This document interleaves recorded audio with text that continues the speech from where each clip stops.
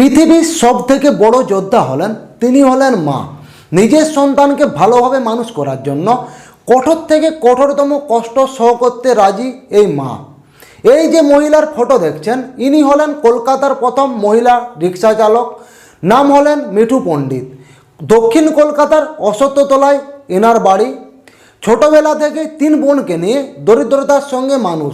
ভেবেছিলেন বিয়ের পর তার লাইফ সম্পূর্ণভাবে চেঞ্জ হবে, কিন্তু চেঞ্জ নয়, কষ্টকর হয়ে ওঠে তার লাইফ। কারণ যে ছেলের সঙ্গে বিয়ে হয়, ছেলেটা ছিল চরম মাতাল এবং তাকে প্রচণ্ড মারধরও করত। তাই সংসার চালানোর জন্য 2016 সালে 2 হাতে তুলে নেয় রিক্সা।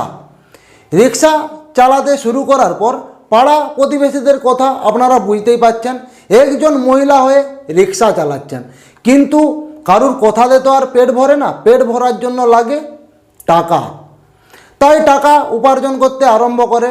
টাকা উপার্জনের পর নিজের মেয়েকে একটা নামি প্রাইভেট স্কুলে এবং হোস্টেলে পড়াতে আরম্ভ করে। তারপর তার স্বামী কয়েক বছর পর বুঝতেও আরম্ভ করে। এইভাবে তার লাইফটা সম্পূর্ণভাবে চেঞ্জ হতে থাকে। তাই সমাজে যেসব মিঠু পণ্ডিতের মতো মেয়ে বাস করছেন, তারা একবারও নিজেকে নিকম ভাববে না। মনের মধ্যে ক্ষমতা আনুন এবং যে কাজ করতে আপনারা সক্ষম সেই কাজে নেমে পড়ুন। 100% একদিন না একদিন সফল হবেন। তবে পাড়া প্রতিবেশীদের কথা কোনো ধার্য করবেন না।